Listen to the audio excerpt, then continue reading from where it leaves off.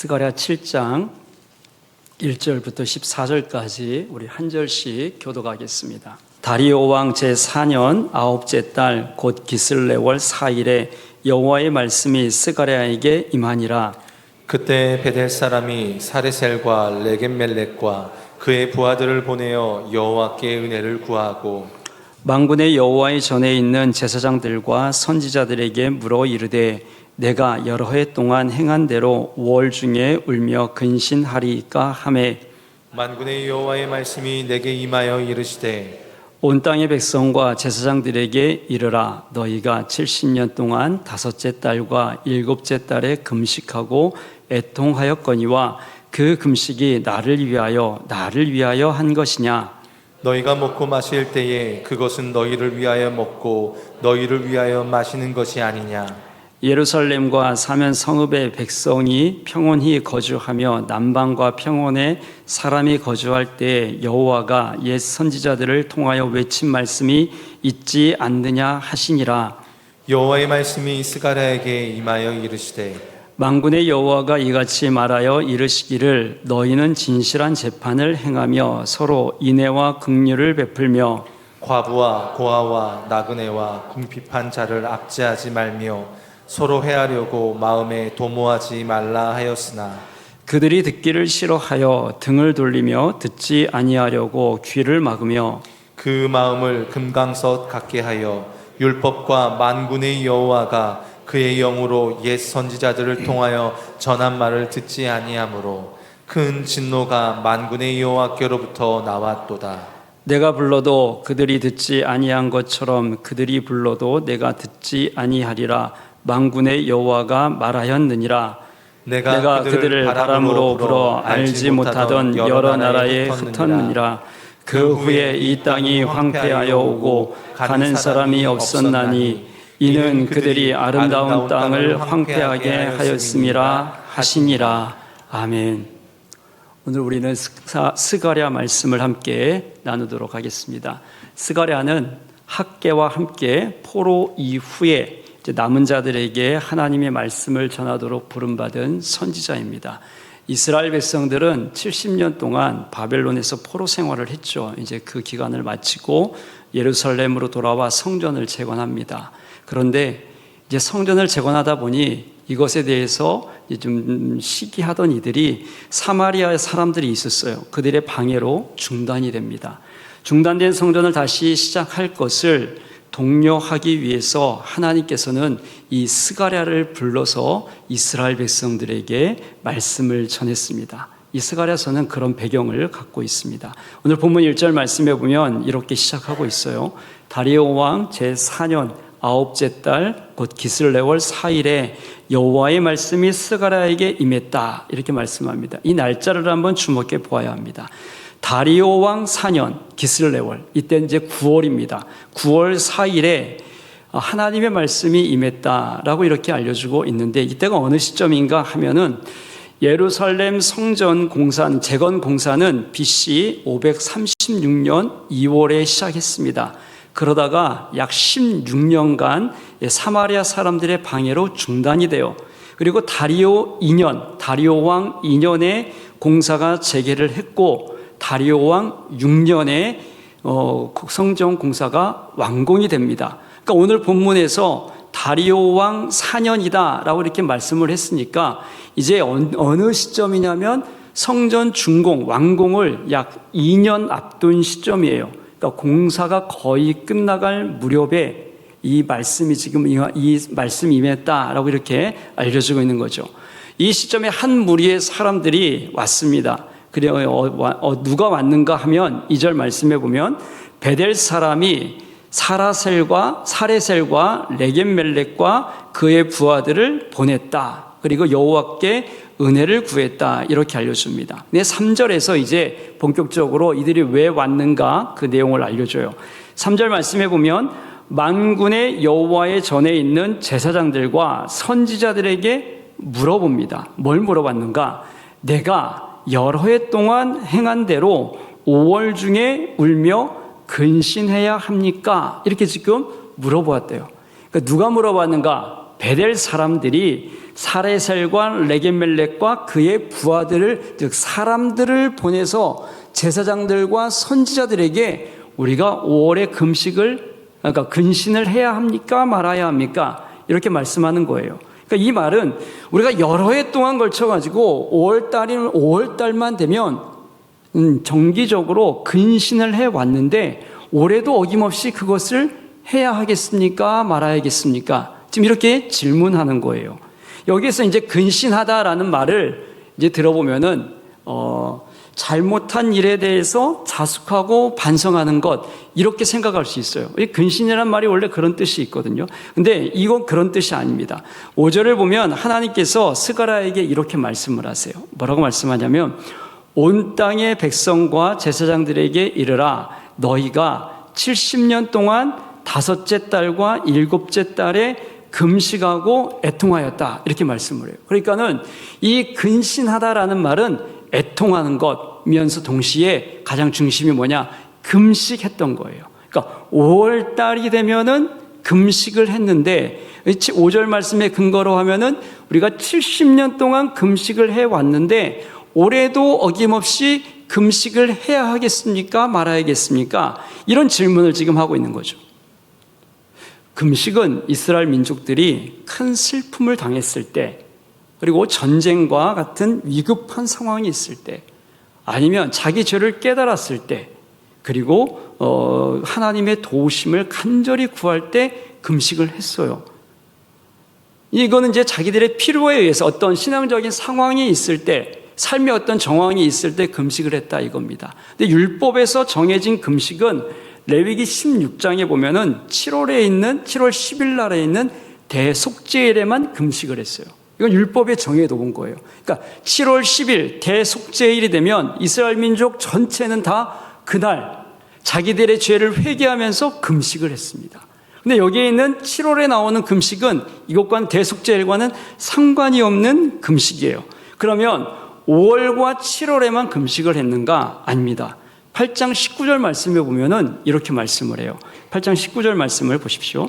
만군의 여호와가 이같이 말하노라, 넷째 달, 그러니까 4월 달에 금식을 했고, 다섯째 달 5월이고, 일곱째 달 금식, 열째 달에 금식을 했다, 이렇게 나와요.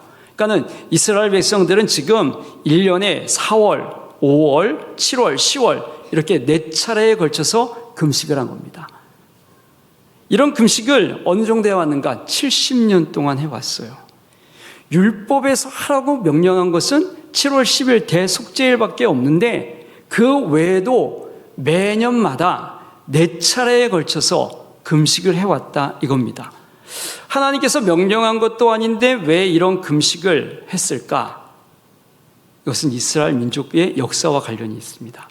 열왕기하 25장에 보면 시드기야 9년 4월 9일에 무슨 일이 있었냐면은 바벨론 왕 느부갓네살 왕이 예루살렘을 공격해서 성벽이 파괴가 됩니다. 그리고 같은 해 5월 7일에는 여호와의 성전과 왕궁이 불에 타버립니다. 그리고 7월 달에는 어떤 일이 있었는가 하면은 예루살렘의 총독 그달랴가 암살을 당하는 일이 있어요. 그리고 10월 달에는 예루살렘 성이 바벨론 왕 느부갓네살에 의해서 완전히 포위를 당합니다.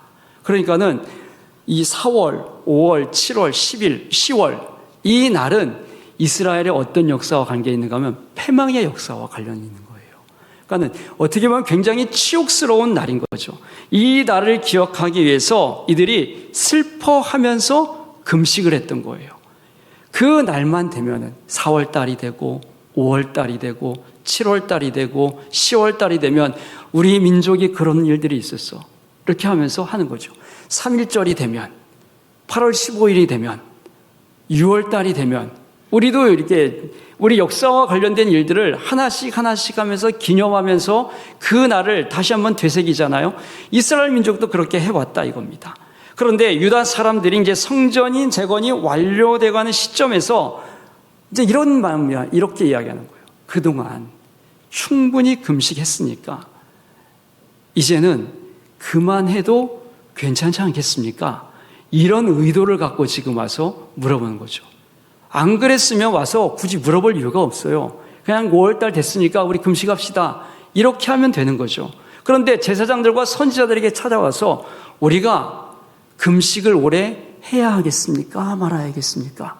물어본 거는 하고 싶지 않다는 말이 마음이 좀 저변에 깔려 있는 거죠. 이제 그만해도 충분하지 않습니까? 성전도 다 지어가는 입장이고 우리가 포로에서 돌아왔고 이제 어느 정도 이제 안정을 찾아갔으니까 이제 그만해도 충분합니다. 이렇게 충분하지 않습니까? 하고 선지자와 제사장들에게 이제 물어본 겁니다. 근데 그 질문에 대해서 하나님께서 그러면 어떻게 대답하셨는가? 5절 말씀을 보십시오. 온 땅의 백성과 제사장들에게 이르라 너희가 70년 동안 다섯째 달과 일곱째 달에 금식하고 애통하였는데 그 뒤에 뭐라고 말씀하시는가? 그 금식이 나를 위하여 한 것이냐? 지금 하나님께서 너희가 금식을 했다고는 하는데 그 금식이 누구를 위해 한 거냐? 그 금식이 나를 위해서 한 것이냐? 이렇게 묻는 거예요. 이게 어떤 의미겠습니까? 하나님께서는 금식이 누구를 위해서 하는가? 이렇게 묻는 거죠. 이스라엘 백성들은 이것을 해야 합니까? 말아야 합니까? 이 해야 하는가 말아야 되는가에 대해서 질문을 했는데 하나님은 문제의 초점을 바꾸어서 그 금식이 누구를 위해서 한 건데 지금 이렇게 묻는 거예요. 문제의 초점을 완전히 바꾼 거죠. 1년에 4번, 그것도 70년 동안 금식을 했어요. 굉장한 거죠. 이게 쉬운 일이 아니지 않습니까? 그럼 이들이 지금 뭐 평범하게 이스라엘 민족, 자기 나라 땅에서 자유를 누리면서 했던 것인가? 아니죠. 포로 생활을 하면서 70년 동안 했습니다. 포로 생활이 뭐 어땠을까요? 뭐 아침에 일어나서 밥 먹고 좀 쉬다가 점심 먹고 그리고 좀 나가서 좀 일 조금 하다가 저녁 먹고 이렇게 쉬는 그런 포로 생활이 아니죠. 몇을 제외하고는 고단하고 힘겹고 어려운 삶을 사는 거예요. 근데 그 세월을 견뎌내면서 금식을 한다. 이것은 쉬운 일이 아닌 겁니다. 그런데 하나님께서는 그것이 나를 위해서 한 거냐라고 이렇게 묻는 겁니다. 이게 어떤 의미일까요? 이런 거죠. 아니, 내가 하라고 한 것도 아니고 너희들이 하고 싶어서 나를 정해서 했으면서 왜 이제 와서 묻는 거지? 이런 뜻도 아닙니다. 이것은 너희들이 어떤 동기로 지금 이것을 질문을 하고 있고 이런 질문을 하고 있고 어떤 동기로 금식을 하고 있는가? 이것을 지금 지적하시는 거예요. 본문 6절 말씀을 보겠습니다. 6절에 보면 너희가 먹고 마실 때 그것은 너희를 위하여 먹고 마시는 것이 아니냐 이렇게 말씀을 하세요. 이 새 번역으로 보면 이렇게 말씀하고 있어요. 너희가 먹고 마실 때에도 너희 스스로 만족하려고 먹고 마신 것이 아니냐. 왜 이 말씀을 하셨을까요? 금식한 것도 먹고 마신 것도 어떤 뜻이에요? 너희 스스로 만족하려고 먹고 마셨듯이 너희들이 지금 하고 있는 금식도 너희 스스로 만족하려고 하는 것 아니냐. 나를 위해서 금식한 게 아니다. 너희 스스로가 만족하기 위해서 한 것이다. 이렇게 지금 유다 백성들의 동기를 지적한 거예요. 너희들이 그동안 해왔다고 했는데 난 그 금식을 나를 위해서 한 것이 아니고 너희가 스스로 만족하기 위해서 한 거라 생각한다. 이렇게 말씀하고 있는 거죠. 설교를 준비하면서 이제 5절, 6절 보면서 제가 이런 생각이 들었습니다. 아니, 70년 동안 해왔는데 유다 민족이 그렇게 금식하는 것을 기쁘게 생각하지 않으셨더라면 처음 시작할 때 말씀을 하셔서 야라고 하면 안 되죠. 참 얘들아 그 금식은 내가 기뻐하지 않아. 그러니까 굳이 할 필요 없다. 처음 시작할 때 그렇게 말씀하셨으면 좋을 법했잖아요. 근데 70년 동안 해왔는데 이제서 이렇게 말씀을 하시는 거는 좀 이스라엘 백성들에게 좀 너무하시는 것 아닌가? 그렇잖아요. 이런 경험들 없으세요? 열심히 하고 막 노력을 했는데 아니 그거 뭐하러 했어? 여기 그만 이거 다 해놨는데 이것만 가져가면 되는데 뭘 지금 그것까지 해갖고 그렇게 힘들게 그렇게 했니? 이렇게 질문하면은 말을 하면 어때요? 허탈하지 않습니까? 그런 경우들 많이 있을 거예요. 지금 이스라엘 백성들도 아마 그런 심정이지 않을까 싶어요. 율법에서 금식은 꼭 7월 10일 대속제일만 해야 한다고 말씀하신 것도 아니에요. 그렇다고. 앞서 말씀드렸듯이 이스라엘 역사에서 위급하고 다급한 상황에서 슬프고 고통스러운 일이 있으면 옷을 찢고 머리에다가 재를 뿌리고 이렇게 금식을 했다 이겁니다. 그런 금식을 그렇게 해왔고, 근데 그것을 하나님께서 죄로 여기지도 않으셨어요. 근데 왜 이렇게 말씀하셨나 이거죠. 처음부터 그렇게 말씀하시지. 그러니까 제 입장에서는 이 설교를 준비하면서 이렇게 생고생을 시켜줘 놓으셨고 이제 와서 이렇게 말씀하시면 좀 너무 이스라엘 백성들 입장에서는 좀 마음이 좀 불편하지 않겠는가 이런 생각이 들었던 겁니다.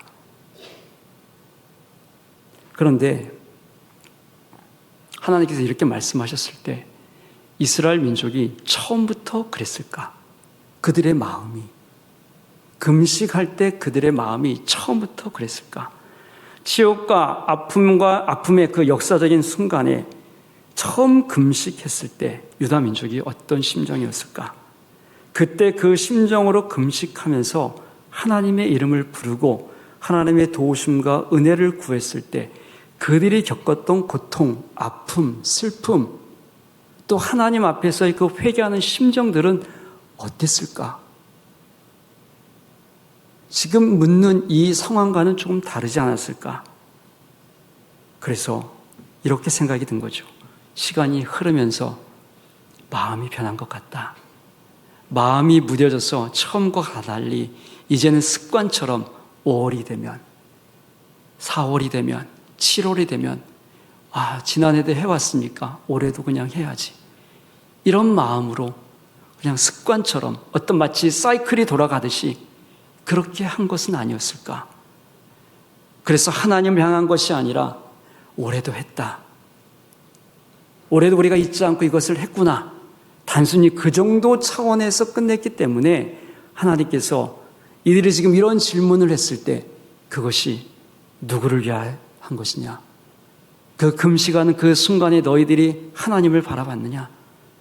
정말 애절하고 절통한 마음을 갖고 너희들이 하나님 앞에 내 앞에 서서 회개하고 자복했느냐? 이렇게 말씀하시는 것 같았습니다.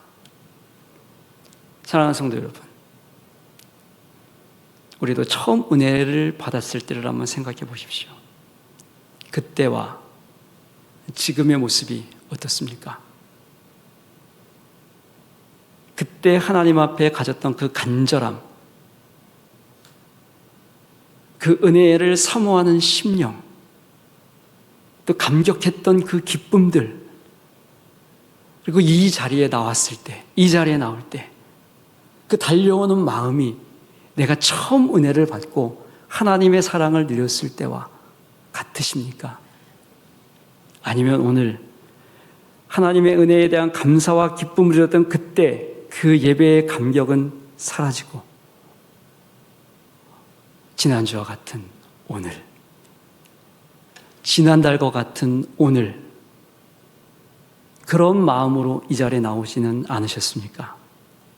더 이상 어떤 감동이나 설렘, 어떤 기대도 없는 그런 형식과 습관이 된 것은 아닌가? 이스라엘 백성들에게 하나님께서 지금 그것을 지적하고 있는 거죠.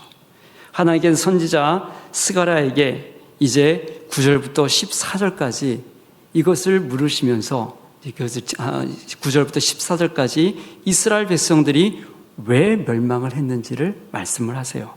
9절부터 9절과 10절 말씀을 보면 이렇게 말씀합니다. 만군의 여호와가 이같이 말하여 이르시기를 너희는 진실한 재판을 행하며 서로 인애와 긍휼을 베풀며 과부와 고아와 나그네와 궁핍한 자를 압제하지 말며 서로 해하려고 마음에 도모하지 말라 하였다. 하나님께서 그렇게 말씀하셨다는 거예요. 그러니까 이스라엘이 멸망하기 전에 하나님께서는 그들을 향해서 정의와 진실을 추구해라, 이웃에 대해 자비와 긍휼을 행해야 한다고 끊임없이 말씀하셨습니다. 거짓 없이 공정하고 진실하게 재판을 해야 한다. 우리는 하나님을 섬기는 형제이니 미워하지 말고 서로 인애와 긍휼을 베풀어라. 약한 자, 소외된 자, 연약한 자를 괴롭히거나 억누르지 말아라. 악한 마음을 갖고 서로 해치려는 생각을 하지 말아라. 하나님의 말씀을 따라 살아야 한다. 이렇게 해서 하나님의 백성다움, 하나님의 성품을 드러내는 삶을 살아라. 이렇게 말씀을 하셨어요. 그런데 이스라엘 백성들이 어떻게 했는가? 11절 말씀을 보세요. 뭐라고 말씀하는가? 그들이 듣기를 싫어하여 등을 돌리며 듣지 않으려고 귀를 막았다. 하나님께서 말씀하셨는데 듣기 싫어했어요. 등을 돌려버리고 마음을 굳게 닫아버렸어요. 하나님의 손길을 뿌리쳐버리고 자기 고집대로 살았다 이겁니다. 귀를 틀어 막아버린 거예요. 더 이상 듣고 싶지 않습니다. 나는 내가 원하는 대로, 내가 기뻐하는 대로 살겠습니다. 거칠게 뿌리치고 등을 돌렸다 이겁니다. 왜 이렇게 되었는가? 12절 말씀에 보면 그 마음을 금강석같이 하여 율법과 만군의 여호와가 그 영으로 옛 선지자들을 통하여 전한 말을 듣지 않았다. 그 마음을 금강석처럼 해버렸다. 마음이 화석처럼 굳어진 정도가 아니에요. 두드려도 깨지지 않은 금강석처럼 아주 단단하게 되어버렸다라는 거죠. 그래서 결국 어떻게 되었는가? 13절과 14절 말씀에 보면 내가 불러도 그들이 듣지 아니한 것처럼 그들이 불러도 내가 듣지 아니하리라. 14절에 보면 내가 그들을 바람으로 불어 알지 못하던 여러 나라에 흩어버렸다. 그 후에 이 땅이 황폐하게 되어버렸고 오가는 사람이 없게 되었다. 지금 이스라엘 민족들을 향해서 너희 조상들이 어떻게 패망하게 되었는가를 지금 설명하고 있는 거예요. 내가 불러도 듣지 않았다. 그래서 결국은 바람으로 불어 알지 못하는 여러 나라에 흩어버렸다. 포로 생활을 하겠다 이겁니다. 그 후 예루살렘은 황폐해지지 않았는가? 하나님의 진노가 임한 지난 역사를 지금 이야기하고 있는 거예요. 그러면서 왜 이렇게 되는 줄 아냐? 이렇게 지금 질문하는 거죠. 이유가 무엇이었겠습니까? 왜 이렇게 되었는가? 이사야 1장 11절과 15절, 11절부터 15절까지 말씀을 우리 한 절씩 교독해 보겠습니다. 한 절 교독합니다. 여호와께서 말씀하시되 너희의 무수한 재물이 내게 무엇이 유익하뇨? 나는 순양의 번제와 살찐 짐승의 기름에 배불렀고 나는 수송아지나 어린 양이나 순염소의 피를 기뻐하지 아니하노라.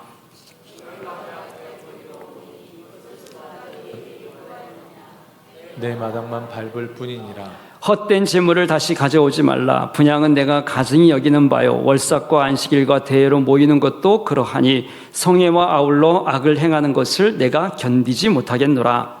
내 마음이 너희의 월삭과 정한 절기를 싫어하나니 그것이 내게 무거운 짐이라. 내가 지기에 곤비하였느니라. 함께 있습니다.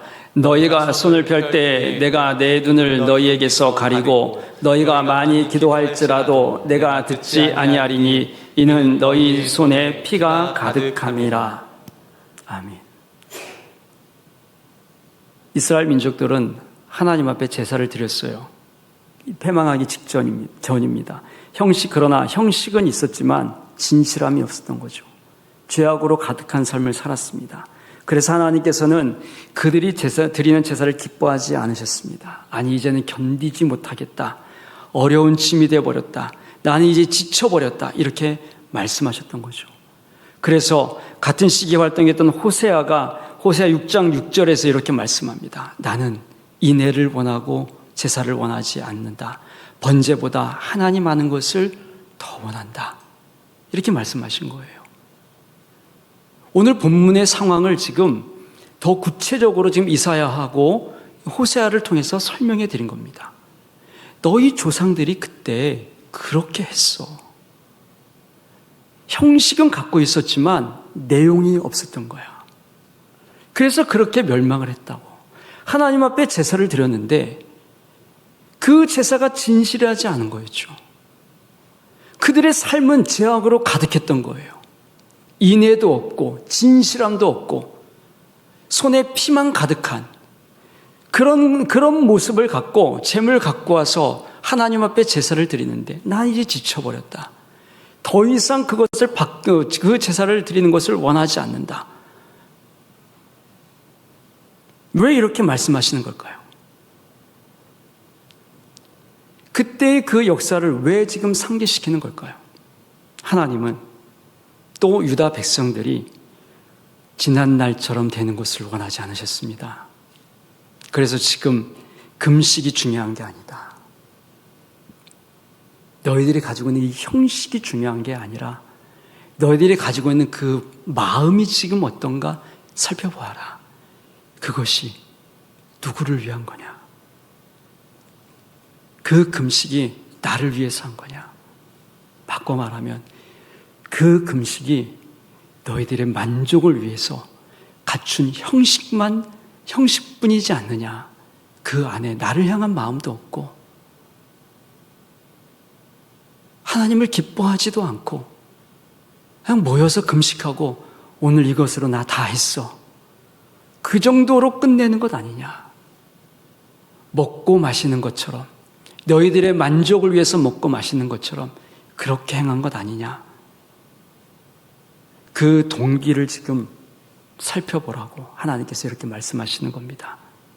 만일 지금 이대로 간다면 이스라엘 백성들 어떻게 되겠습니까? 형식만 보면 나무랄 데 없이 굉장히 좋아 보이지 않습니까?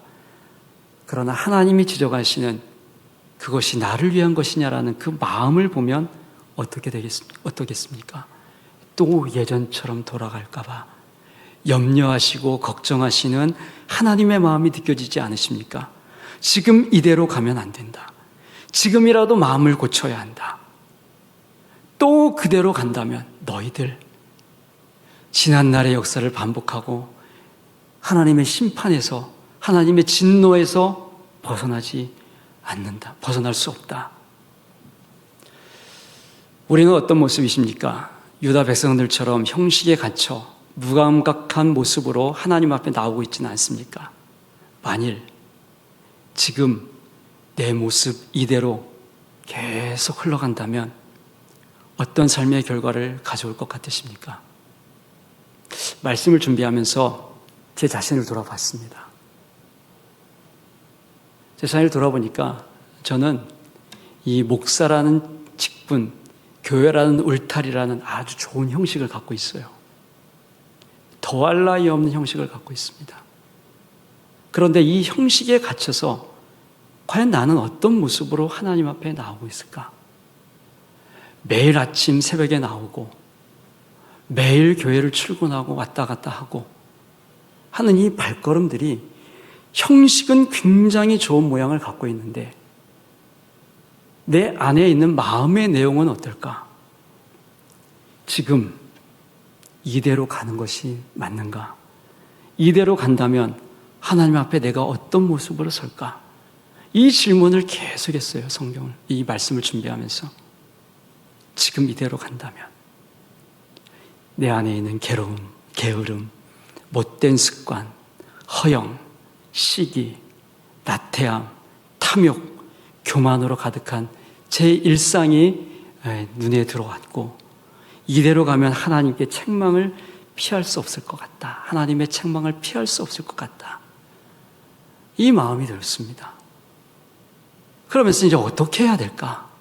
어떻게 해야 내가 지금 이대로 가지 않고 방향을 전환해서 하나님께서 기뻐하시는 길로 가야 할까? 말씀에서 답을 찾아야 합니다. 호세아 10장 12절 말씀에 보면 우리에게 이렇게 말씀해 주고 있습니다. 10장 12절 말씀을 같이 보시죠. 너희가 자기를 위하여 공의를 심고 인애를 거두라. 너희 묵은 땅을 기경하라. 지금이 곧 여호와를 찾을 때다. 너희 묵은 땅을 기경해라. 지금이 곧 여호와를 찾을 때다. 농부가 농사를 시작하려면 먼저 땅을 기경해야 합니다. 갈아엎어야 된다는 거죠. 땅을 갈아엎지 않고 파종하는 것은 어리석고 헛된 일만 하는 겁니다. 같은 이치로 우리의 마음을 갈아엎지 않으면 우리 마음은 화석이 아니라 오늘 이 본문에서 지적하고 있듯이 금강석처럼 되고 말아요. 단단해져 버린 거죠. 그래서 어떤 말씀의 씨앗이 뿌려져도 열매를 맺을 수 없는 돌짝밭보다, 가시밭보다, 길각밭보다 훨씬 더 단단하고 아무것도 할 수 없는 그런 상태가 돼버린다 이거죠. 그래서 호세아의 이 외침을 기억해야 합니다. 너희는 묵은 땅을 기경해야 한다. 지금이 여호와를 찾을 때다. 지금입니다. 지금 이대로 가면 내 모습이 어떻게 되겠는가? 이 질문 앞에 내가 온전한 모습을 갖추지 못할 것 같다면, 아니 내 자신의 모습이 하나님 앞에 가기 부끄럽다면 지금 우리 묵은 땅을 기용하십시오. 지금이 여호와를 찾을 때입니다. 하나님을 만나지 않고 하나님을 찾지 않으면 우리는 우리의 마음의 묵은 땅을 기용할 수 없어요. 다른 것 없습니다. 말씀을 들을 때 내가 어떤 태도를 듣는가, 그 하나만 보면 됩니다. 내가 말씀을 듣고 그 말씀이 내 안에 부딪힘이 있을 때 내가 어떻게 하는가? 귀를 막고 있지는 않은가? 좋은 말만 들으려고 하지는 않는가? 그렇다면 귀를 열어 하나님의 말씀을 듣게 해주십시오. 하나님의 말씀을 듣기 싫어했던 유다 백성들처럼 그렇게 가는 것이 아니라 하나님의 말씀을 듣는 것을 기뻐해야 합니다. 하나님에게서 등을 돌렸다면 우리는 하나님을 향해 시선을 고정해야 합니다. 그렇게 하루하루 지내는 동안 하나님께서 마음에 한 가닥 빛, 은혜의 끈을 내려주셨을 때 그것을 굳게 잡아야 합니다. 그럴 때 우리는 지금 이대로의 모습이 아니라 지금보다 더 성숙하고 지금보다 더 말씀으로 잘 빚어진 우리의 모습을 만들어가게 될 줄로 믿습니다. 오늘 제가 여러분들에게 던지는 질문, 지금 이대로 간다면 어떻게 되겠는가? 이 질문을 쟁기 삼아서 여러분의 마음의 밭을 기경하시기 바랍니다. 그래서 하나님 앞에 형식을 갖춘 모양만 예쁜 그런 신앙이 아니라 모양이 좀 투박하면 어때요? 그릇이 좀 멋지지 않으면 어떻습니까? 깨끗하고 잘 준비되어 있으면 그것을 하나님께서 기뻐 받으시지 않겠습니까? 지금 이대로 둔다면, 이대로 간다면 어떻게 되겠는가? 이 질문 앞에 우리 자신을 내어놓고 하나님께 묵은 땅이 되어버린 제 마음의 밭을 기경해 주옵소서. 말씀 듣기를 기뻐하고 하나님을 향해 시선을 돌리고 하나님께서 기뻐하는 뜻을 따라 살기를 소망합니다. 그런 제 모습이 될 수 있도록 그렇게 변화되어서 지금 이대로 가는 것이 아니라 지금보다 더 하나님 앞에 가까이 나아가고 지금보다 더 그리스도의 성품을 닮은 자로서 하나님이 참으로 기뻐하는 그런 하나님의 백성이 되게 해주시기를 기도하시고 그렇게 살아가시기를 주님의 이름으로 축복합니다. 그리하여서 하나님의 큰 영광, 하나님의 큰 은혜 가운데 거하는 우리 모두가 되기를 주의 이름으로 축원합니다. 기도하시겠습니다.